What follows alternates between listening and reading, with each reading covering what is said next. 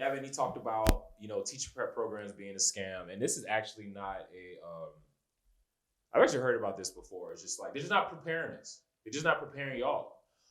Preparing teachers for what's out there in education. Currently, right now, we have an education system that is focused on equity, diversity, and inclusion, which is amazing, but that's a lot.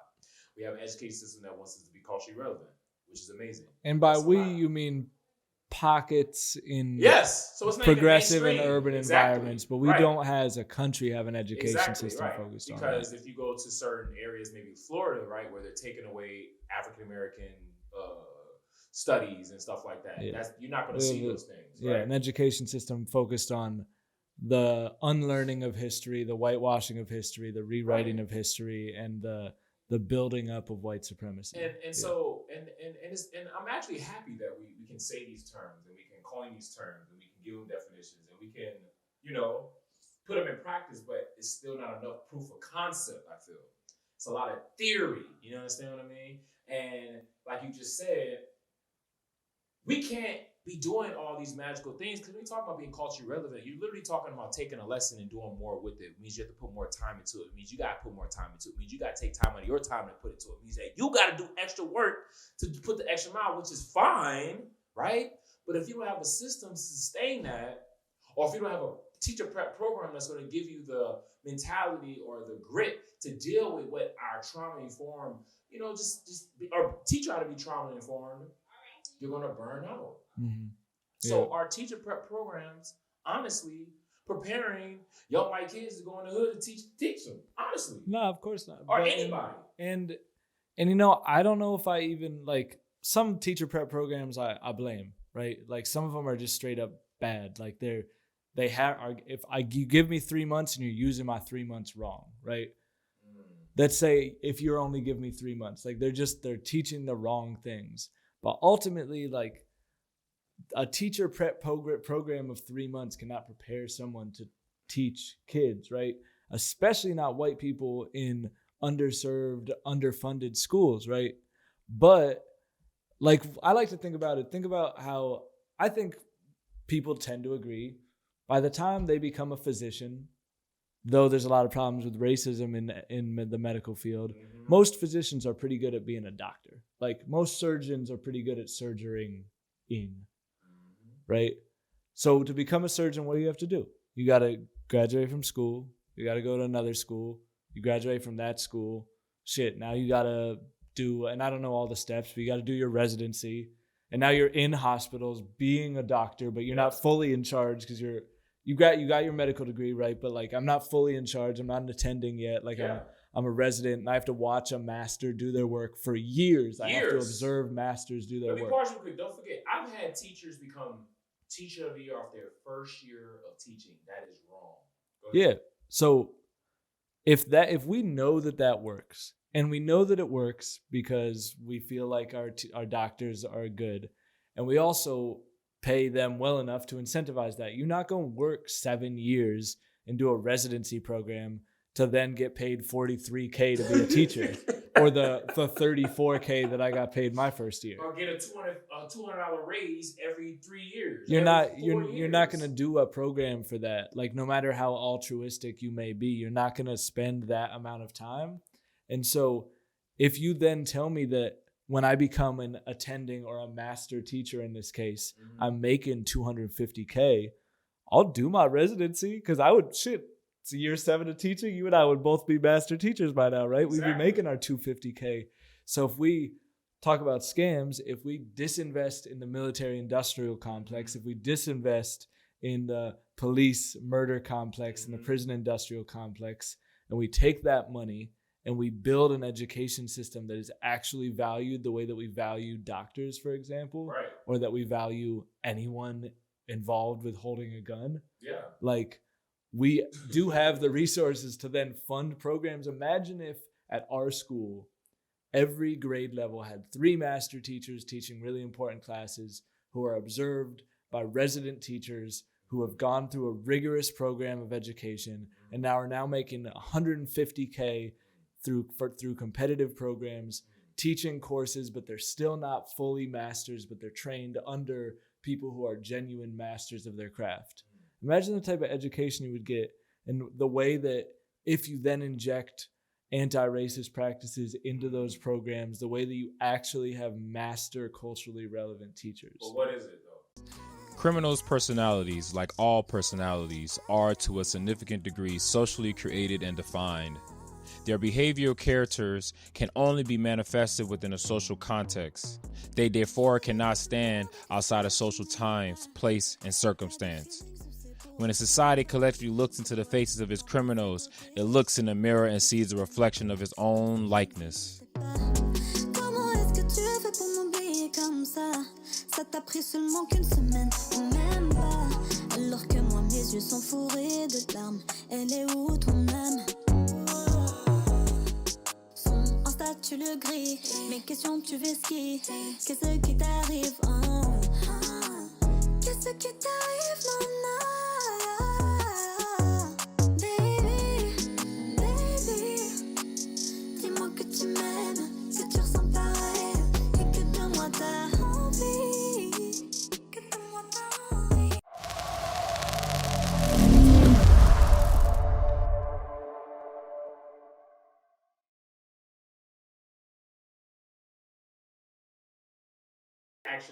What it actually is, we're gonna give you a 2-day crash course on lesson planning, a two day crash course on classroom management. We're gonna have you read 3 chapters of this book, and we're gonna have a conversation about it. We're gonna put you in front of 30 kids who are taking summer school classes. We're gonna tell you this one thing about why you shouldn't be racist in class, and you should make sure that you include pictures of black kids when you do stuff. That's like the most vague thing ever. You we get it until you we become a 5-year might teacher.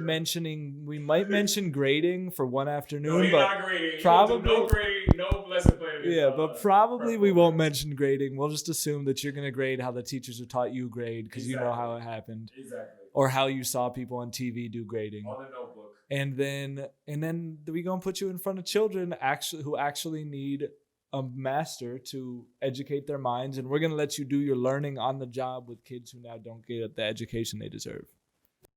And pay you. Yeah.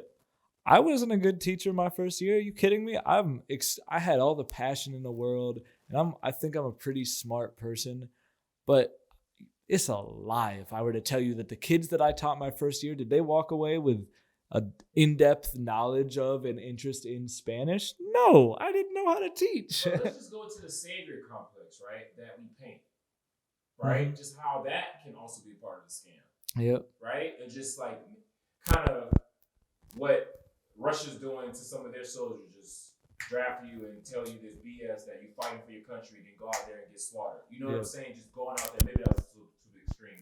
But just like... No, it's not. The U.S. does the same thing. Patriotism's a scam, too.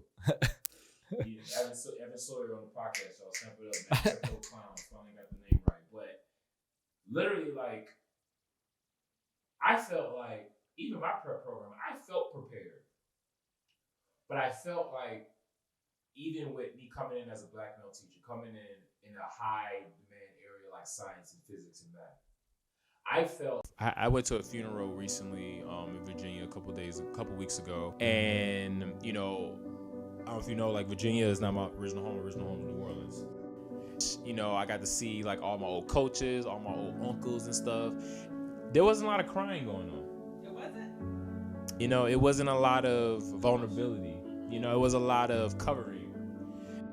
It made me a little depressed because I don't know if you know, but the male suicide rate is like astronomically like bigger than like women. It just is like men commit suicide at a larger rate, and it's primarily because it's a simplifier for you is that we're just always caught up in trying to be tough. All right, if you all like that content, please make sure you subscribe to my YouTube. And if you really love my content, please subscribe to my Patreon so you can get a lot more exclusive content such as documentaries, interviews, and also lesson plans. You know I'm a teacher, so I'm definitely going to be teaching you some cool stuff, but we're going to keep it simple. I really appreciate you all. Please check your boy out.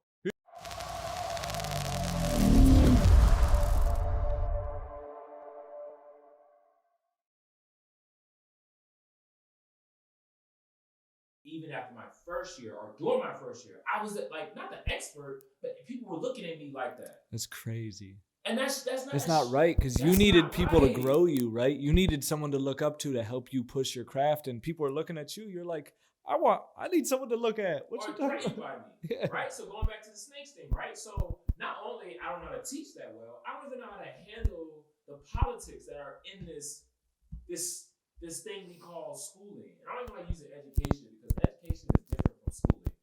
Different from schooling, bro. Like it's.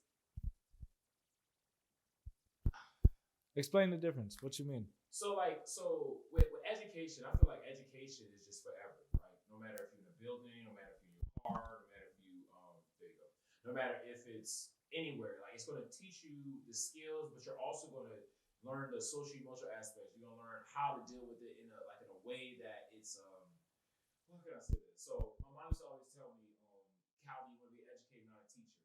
So you wanna teach them how to survive versus teaching them a class, right? Mm-hmm. But even that, like, that's a lot. But I was always taught that, right? Always go the extra mile. Always push your kids. Always be there for them. Always just fight for them no matter what, right? Don't just be that teacher just teaching the content area. Mm-hmm. But that's not possible for everybody. Sometimes people just need to teach a content area sometimes, right? Yeah. Versus, right?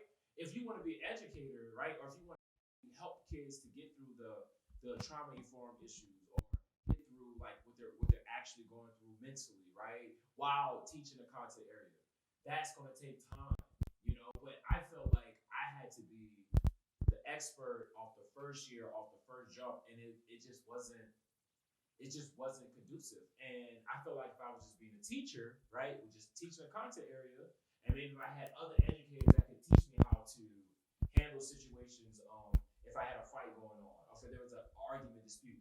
Like, come on, think about what program taught you how to handle an argument between a student during the class. Nothing. What Absolutely program not. taught you how to handle a kid that walks out of your class? My first year of teaching taught me how to handle fights. You just learned off the fly. But that's not fair. But that's using those kids who just happen to be your first year teaching as sacrifices, right? Like, we're sacrificing them to the system.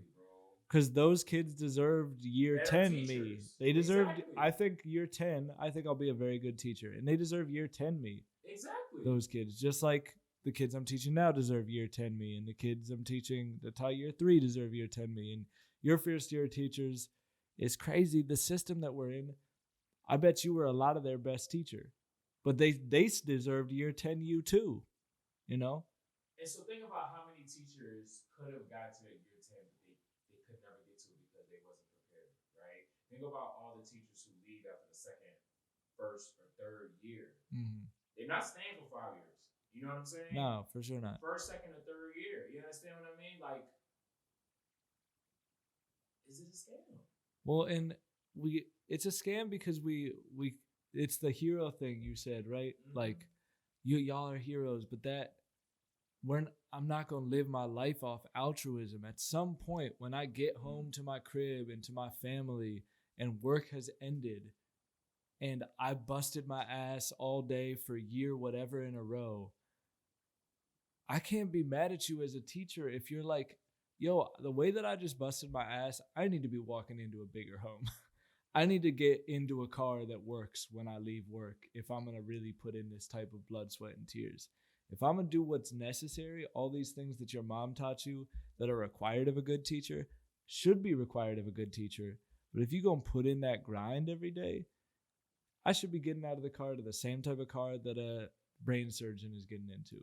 You know what I mean? Seriously. And money is not my value system. We talked at the top of the podcast. Not. Both of us care more about our time than our money. Absolutely. But our time is also affected when the money's not right. And so, as we end the podcast and go into the Patreon, please subscribe to the Patreon. My brother Evan Sawyer, crypto, subscribe. Snakes. We're talking about how not to get scammed. On the last one, we're talking about con artists, right? And 12 tricks con artists use to win your trust.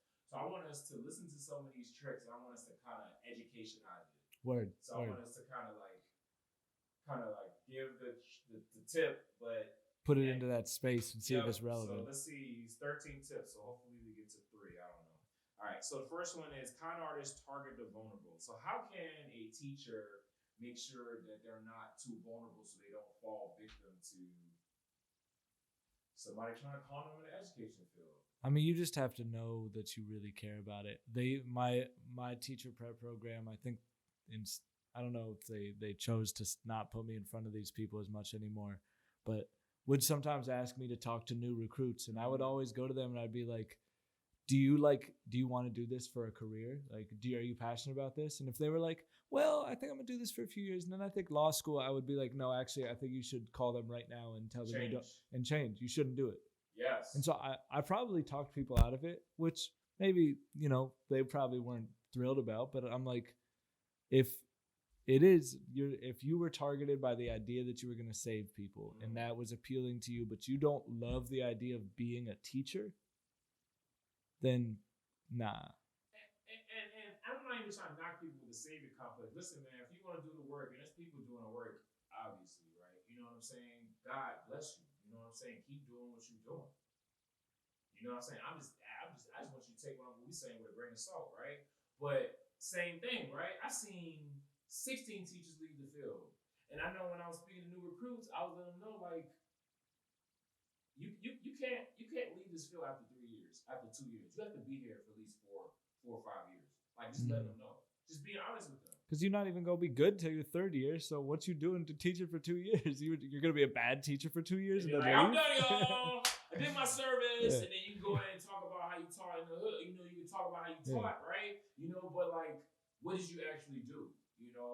So yeah, just be honest with yourself, right? And so, and I think like just making sure like people who are yeah, man. So con artists, go ahead, brother, man. The next one says con artists get you talking a lot. They get you talking a lot, kind of hinging on that emotion. Yeah. So just like literally, just God gave you 2 ears and 1 mouth. You know what I'm saying? So just listen. Yeah. Listen who talks the most. Listen to who talks the less, right? Make sure you understand, like, just because someone's talking a lot doesn't mean you have a wealth of information all the time, and just be observant. Yeah, I think it's just general career advice and life advice. It's something that I still work on a lot and I'm not always good at, but like the power of observing a space and sitting back and actually not immediately having people notice you and being able to just sit back and get an idea of who's got resources, who's the master teacher in the building, who's the person who maybe their job. All right, let's check out this chat GPT stuff. Let's see if you can write a lesson plan for my seminar class. Let's see if you can write a lesson on vulnerability. Yeah, let's see that. I hear you're pretty smart. Let's check it out. High school students. Lesson on being vulnerable, objective. Okay. Oh, wow. Oh, Lord.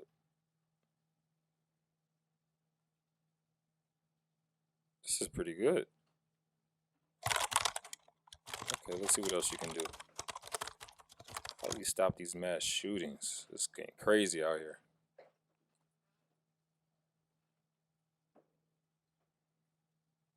Figure. All right, how about this? This is what everybody's scared of. Are you coming for my job? Because I need my bread.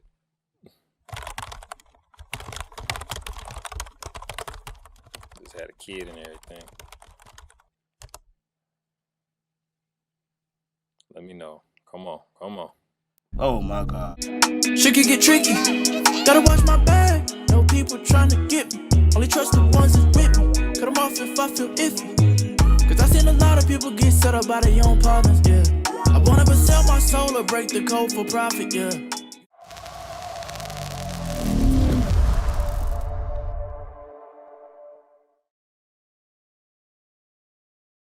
Doesn't say it, but they really run shit. Stuff, yeah. Feel that out. Yeah, literally. And again, God gave you 2 ears and 1 mouth for a reason. You know what I'm saying? Con artists say your name. It's crazy how much more we will like someone if they remember our names. This is the big. This is a big one in just like I've been seeing a lot of posts about this and like okay. teacher accounts of, Really? of just the. I mean, how do we solve the teacher shortage? And they show a picture of like trophy pizza party.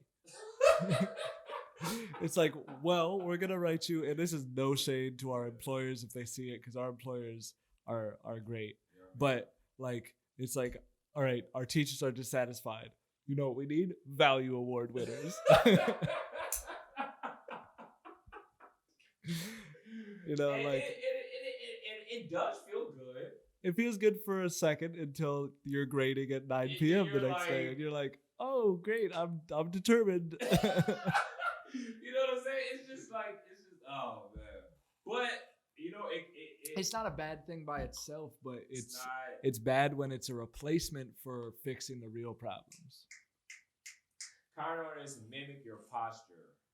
Numerous studies show that mirroring body language increases empathy and makes salesmen likely to close deals and allows common to build subconscious bonds with the victims. And so that's pretty much how I got the solar panel scam. Yeah. Literally, the brother man, he was talking to me like he was my brother, and I fell for it. Yeah. And I did my due diligence. I watched the owner of the company go to the Michigan legislation and talk about why he should get solar panels in Michigan. I researched the companies that funded it, right? And I knew it was a red flag when I found out the NFL was funding the solar panel company because of what happened with Kaepernick. Yeah. And you know what I'm saying? Not wrong with the NFL, but like, you know what I'm saying? There's some like, things wrong with the NFL. You know what I'm saying? Right. You know what I'm saying? And so like,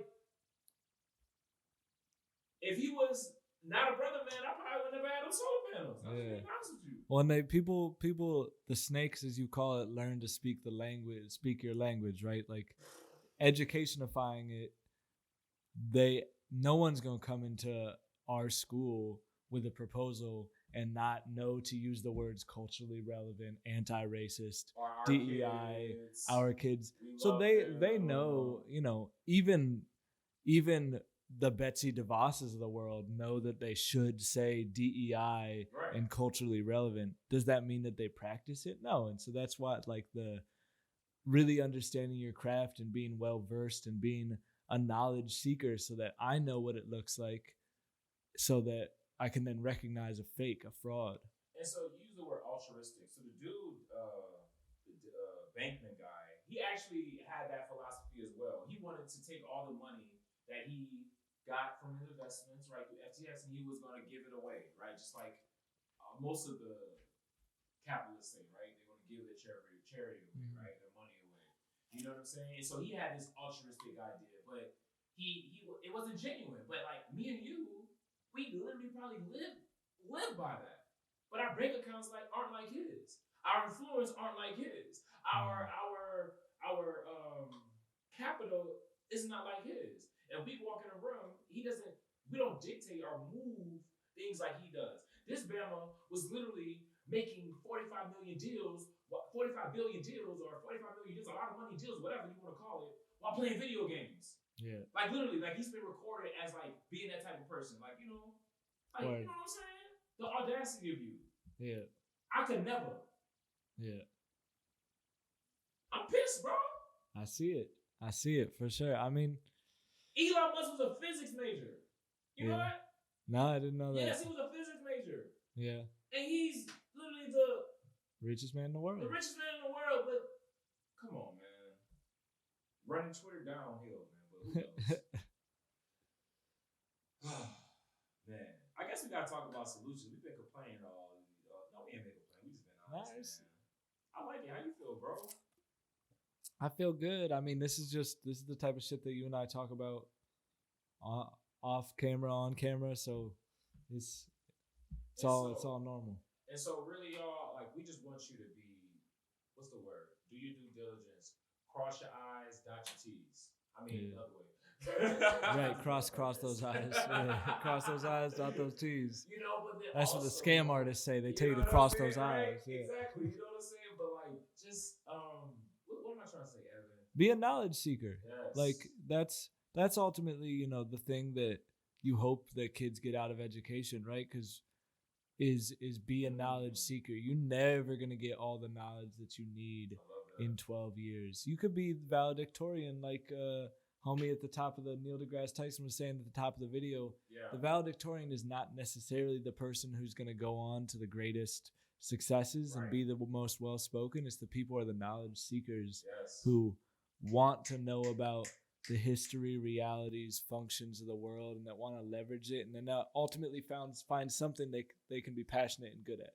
And so, like, if you're focused in that, if you're focused in trying to direct your passion, if you money grabbing and reaching for bread and trying to find quick dollars, I think that's less of a path. And, you know, I don't have a lot of money, so I'm definitely not here to speak on how to get money because I don't know how to get money. I'm a teacher, but. Oh man, I'll say so short, man. We should be thousandaires based off of our work that we work, but you know, I am that. Exactly. Shout out to the thousandaires, y'all. But now seriously though, and we do want to inspire kids. We want to, you know, we want that passion to come out. But if you're not passionate, if you're not inspired, you know, it's hard, right? And that reflection is needed. Sometimes you do need to just sit down and just be an artist and just think and create and make a better lesson for your kids so their lives can be better, so your life can be better. If I don't inspire successful kids, who the hell's gonna buy me a Mercedes when I'm in my 50s? And you know, I need my kids to turn into millionaires so they can come buy me shit later. Seriously, exactly. You know what I'm saying, right? You know, and do you know the teachers who unfortunately may pass, right? And everyone comes back to their funeral, and it's just like 500 million people there, right? That's gonna be us, Sawyer. Oh, I need them to buy me some shit before my funeral. Come on now. Spanish 1, Spanish 2, Spanish 3. Just saying, just like that, you know, just flowers, and they're gonna be like, still busy, and all they're gonna have is just a teacher certificate and national board certification. But psychology. Nah, man, but I appreciate the Sawyer coming on podcast, bro, man. It was a pleasure. Cool, it was a pleasure, man. brother. Definitely happy. Crypto clowns definitely coming through. Payasitos. Please, if you want to stay for the Patreon, I'm going to interview Sawyer. We're going to talk about, you know, all the languages he speaks. You know what I'm saying? He's a suave dude, so maybe get some tips. Stick around. You know, for that. But thank you all. Peace. We coming for y'all, Pink Energy. Watch your back. Is that what they're called? Pink Energy? Whatever. Thank you, man. How you think that went? I think it went well, bro. I think Was it went well. on track?